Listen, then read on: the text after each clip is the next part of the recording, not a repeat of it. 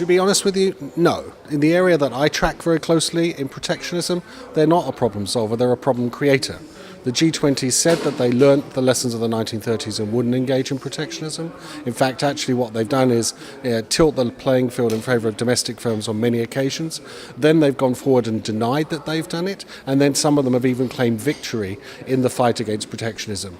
All of this is, in my view, a gross subterfuge and something which independent researchers and analysis has shown to be a fraud.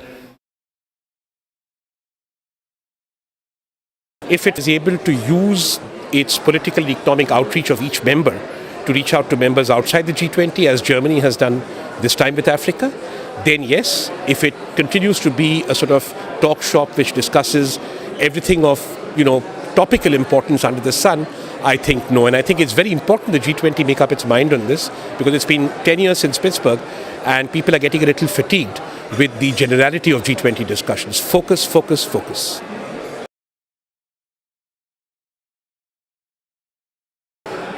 If it is not the G20, I hardly can see where we can make more progress.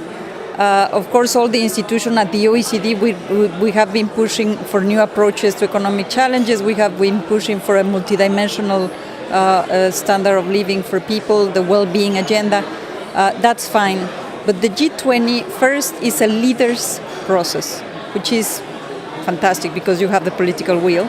But also it really gathers together all these economies that matter for the world. What happens in the G20 has a great impact in what happens for the world. At the moment, you've got very few global problem solvers. I mean, the world is kind of in flux. There's a lot of uncertainty. I mean, you just look at the transatlantic relationship. Usually we took it for granted that, Europe and the US stand, together on certain issues and then try to galvanize the world around certain issues. But I think this uncertainty will probably also create opportunities for other countries to bring in ideas, fresh perspectives, into these debates. And what I want to do is to bring in African ideas into the G20 processes.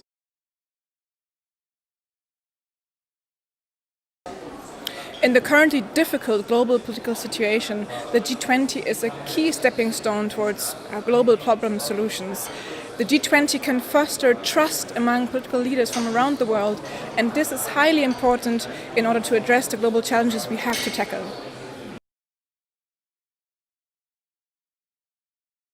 The G20 plays two kinds of roles. One role that it plays is as a global crisis manager. When we are hit with difficulties, the G20 is a place where leaders can come together, finance ministers can come together, and they do solve problems, but it's in response to a crisis. A more difficult issue for the G20 is actually as a problem solver with long-term issues in mind. For example, climate change. So, of course, yes, the G20 is a global problem solver because it is the grouping of the most important economies of the world. But in that, the T20 has to be the one that has to come up with a kind of forward-looking problem solving. And I think under Germany's leadership and under Kiel and under DIE, we have actually made a big breakthrough this year. I don't think the G20 is a problem solver per se, because the agency rests with governments. And also governments come and go, and the G20 presidency is also rotating. So, and also given that the G20 is not an institution per se, it has to create momentums all the time for different kinds of initiatives. So I don't think it's really a problem solver as we can see with other organizations, for example, the European Union, that can create problem-solving mechanisms for its own.